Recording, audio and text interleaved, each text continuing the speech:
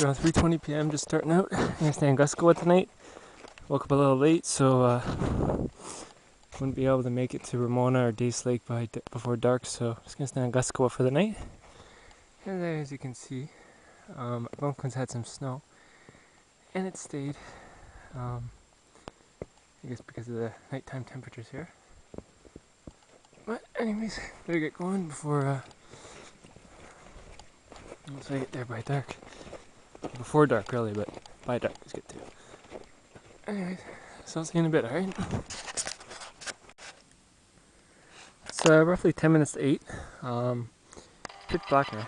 And yeah, I was trying to get to the north side campsite of Guskewau Lake. There apparently is one, but I just couldn't find it. I kept walking along the trail, and I ended up walking for an extra hour. And yeah, I was probably halfway to Ramona, and then I just said, you know what, I'm not finding it. I've gone too far. Turn back around. So I finally got to camp on Guskewau Lake, roughly 6:30. It was just starting to get dark. So luckily there was wood left from the last group, but it was pretty well wet and full of snow. But I was able to sort of gather up a bunch of small twigs, and finally after about 20 minutes or so I got a little bit of a fire going, and then now this is the end result.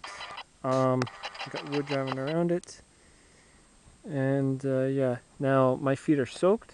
I ended up, the trail is very mucky, and I was trying to be careful, but at one point it just didn't work anymore.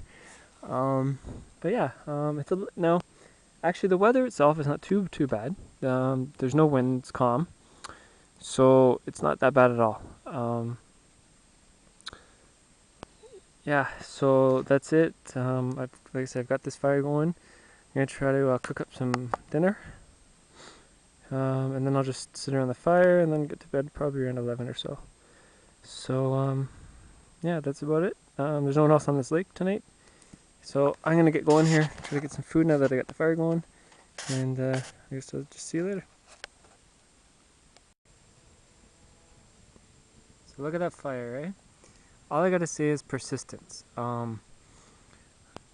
Like I said, it took about 20, even 30 minutes to even get some sort of wood burning, and I was ready to actually give up and say forget the fire.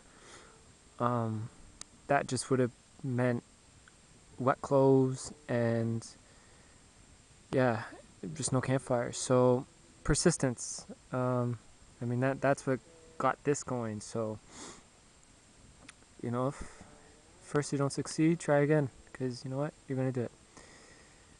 Anyways, just to give you an update, and my clothes are still drying. I think my socks almost caught fire because I took them off and they were all brown, but they're still wet, so they're still on there. Anyways, I'm gonna go now. 8:30 in the morning, and I just woke up, and my shoes are freezing, just because they were wet last night, and I thought I dried them pretty well over the fire, but I guess they're still inside a little. And then with the cooler air, yeah, I was just... Anyways, get the bag in the tree, tent there. Yeah. So I'm just gonna get food, pack up, and get out of here. And yeah, fairly decent trip so far. Anyway, just gonna make it back still.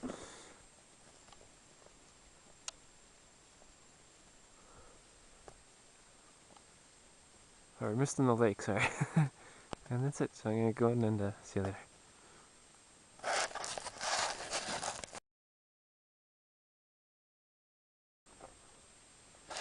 It's 9:05 a.m. Gonna leave. Got all my gear packed up over there. And this was my night on Guskewau Lake.